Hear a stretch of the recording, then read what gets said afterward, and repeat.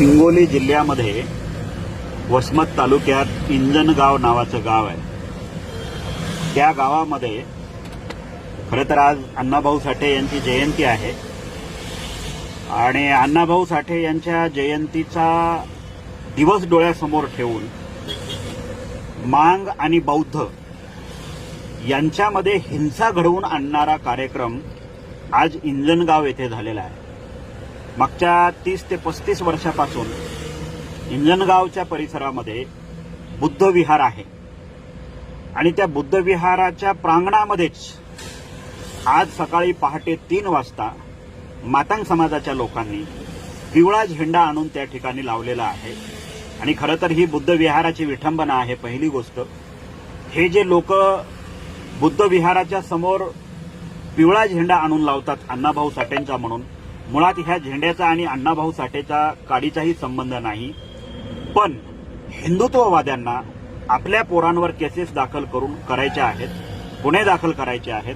आपल्या पोरांनी तिथं यावं आणि काहीतरी रिॲक्ट करावं आणि त्यातून दंगली घडाव्यात, ही मांगांची यामागची मेंटॅलिटी आहे.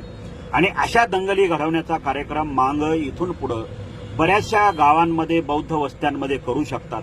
कारण आरक्षण उपवर्गीकरणाचा त्यांचा जो लढा होता तो आता आपण पूर्णपणे हाणून पाडलेला आहे आणि हा लढा आता संविधानाच्या चौकटीमध्ये आपण आणून उभा केलेला आहे.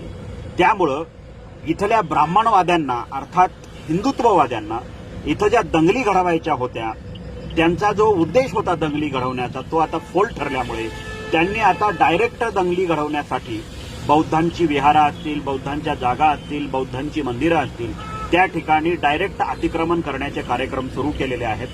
आज सकाळी पहाटे 3 वाजता इंजनगाव येथे तिथल्या मातंग समाजाच्या लोकांनी बुद्ध विहाराच्या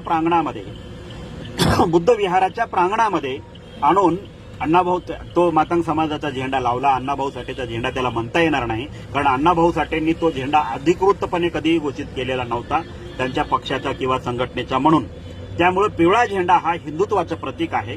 कारण जी पोतराज लोक असतात ती भंडार उधळतात आणि ते भंडाराचं प्रतीक म्हणून हा पिवळा झेंडा ही लोक मिरवतात. त्याच्यामुळे त्याला हिंदुत्वाचं प्रतीक आपण म्हणू शकतो.